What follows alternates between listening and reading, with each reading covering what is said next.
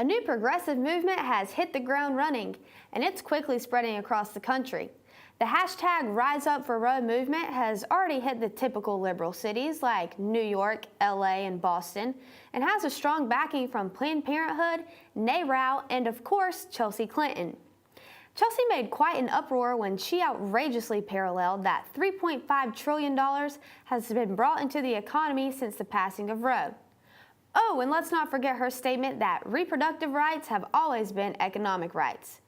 And I'm sure to people like her, that's true.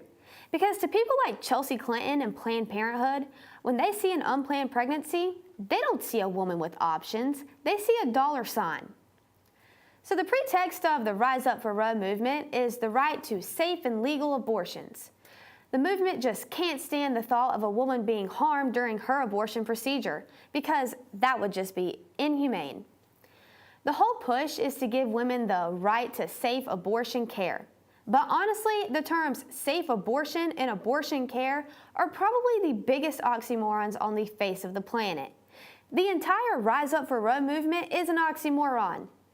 Interestingly enough, the movement leaders aren't too concerned with the inhumane deaths that the little girls in the womb are experiencing.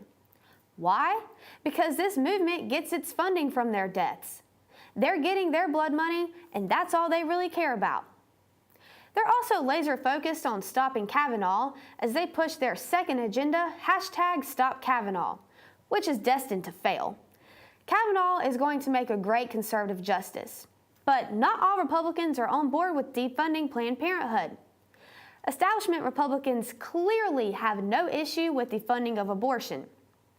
Just this week, Rand Paul proposed an amendment to a budget bill to defund Planned Parenthood, which was shot down in the Senate with some establishment Republicans voting against the amendment. Republicans campaign as being a pro-life voice, but when the time comes to vote on the issue, they cower down. Republicans have control of the House, Senate, and presidency right now. So why hasn't Planned Parenthood been defunded yet?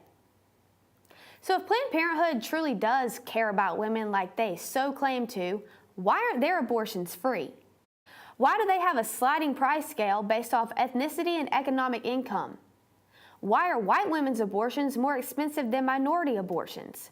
How's that for your white privilege? Planned Parenthood, if you're not an economic-based organization, do your abortions for free. These Rise Up for Roe champions are so focused on women's reproductive choices and rights, but only if those choices involve ending the pregnancy. You know, if Planned Parenthood and the pro-choice side truly did care about women having options and choices, they would have no issue with the pro-life pregnancy resource centers. But they do. When a woman chooses life, that's money out of their pocket. There's nothing in it for them when a woman chooses life.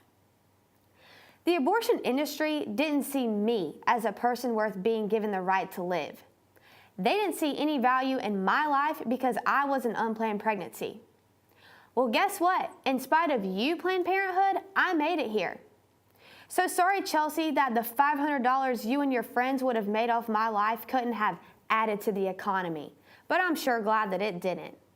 With Big League Politics, I'm Sonny Joy Nelson.